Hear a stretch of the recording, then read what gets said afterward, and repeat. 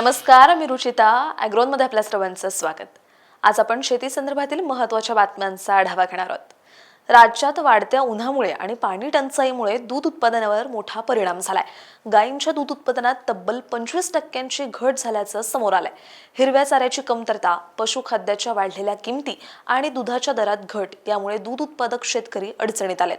राज्यात दररोज सुमारे 4 कोटी लिटर दूध उत्पादन होत असलं तरी सध्याच्या परिस्थितीत हा आकडा कमी होतोय.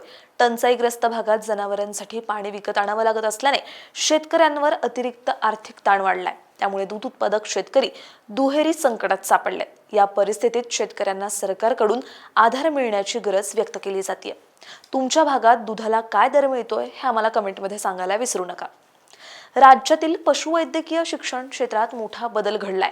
महाराष्ट्र पशु व मत्स्य विज्ञान विद्यापीठाने म्हणजेच माफसूने तब्बल 25 वर्षांनंतर प्रथमच 4 खासगी पशुवैद्यक महाविद्यालयांना मान्यता दिली आहे.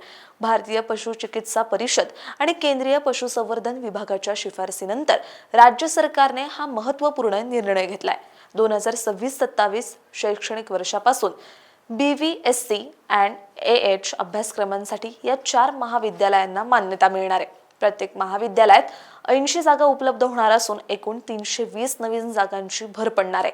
प्रवेश प्रक्रिया गुणवत्ता आधारे होणार असून व्यवस्थापन कोट्यात 50% जागा असते. या निर्णयामुळे पशुवैद्यक शिक्षणात मोठी संधी निर्माण होणार असून भविष्यात आणखी खासगी महाविद्यालयांना मान्यता मिळण्याची शक्यता व्यक्त केली जाते.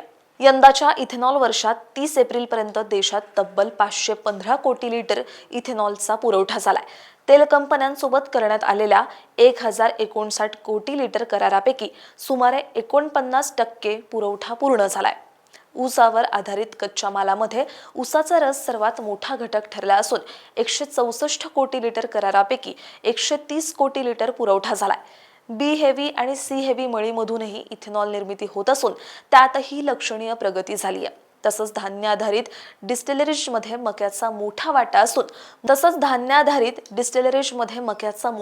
असून मक्यावर आधारित 479 कोटी लिटर करारापैकी 182 कोटी लिटर पुरवठा झालाय. केंद्र सरकारच्या किंमत स्थिरीकरण निधी योजनेअंतर्गत करण्यात आलेल्या कांदा खरेदीत मोठा वाद निर्माण झालाय.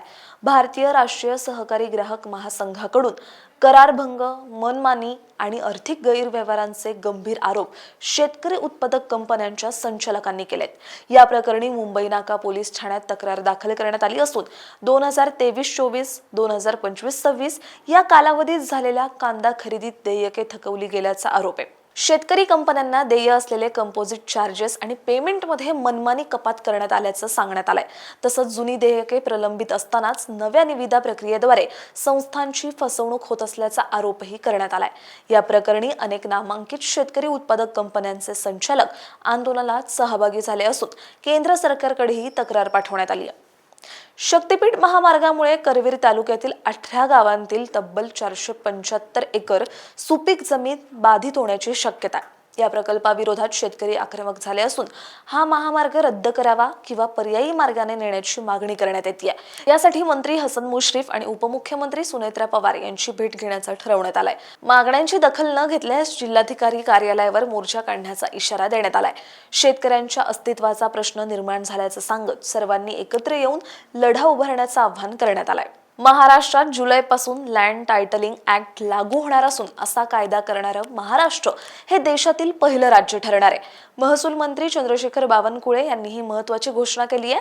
या कायद्यामुळे नागरिकांच्या मालमत्तांना अधिकृत आणि निश्चित मालकी हक्क मिळणार असून त्या मालमत्तेचा वापर जागतिक आर्थिक व्यवहारांसाठीही करता येणार आहे. यासोबतच राज्य सरकारने कृत्रिम बुद्धिमत्ता म्हणजेच AI क्षेत्रात मोठी गुंतवणूक केली असून सुमारे 1.5 लाख विद्यार्थ्यांना AI प्रशिक्षण देण्याची प्रक्रिया सुरू झाली आहे. तसंच विद्यार्थ्यांसाठी विविध शैक्षणिक कागदपत्रे आता मोफत उपलब्ध करून देण्यात येणार आहेत.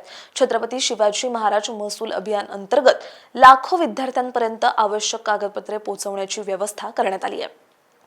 दुधाच्या खरेदी दरात गेल्या महिन्यात 1 रुपयाची घट झाल्याने शेतकऱ्यांना मोठा आर्थिक फटका बसतोय. सातारा जिल्ह्यात दररोज तब्बल 21 लाखांचं नुकसान होत असल्याचं चित्र आहे.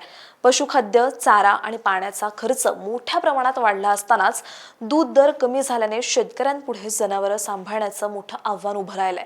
उन्हाचा कडाका आणि पाणी टंचाईमुळे जनावरांना विकत पाणी आणून द्यावं लागतंय. दरम्यान चारा आणि पशुखाद्याचे दरही गगनाला भिडलेत. सरकी ढेप, मका, ऊस आणि पेंडी यांच्या किमतीत मोठी वाढ झाली असून उत्पादन खर्च प्रति लिटर 35 ते 38 रुपये इतका पोचलाय.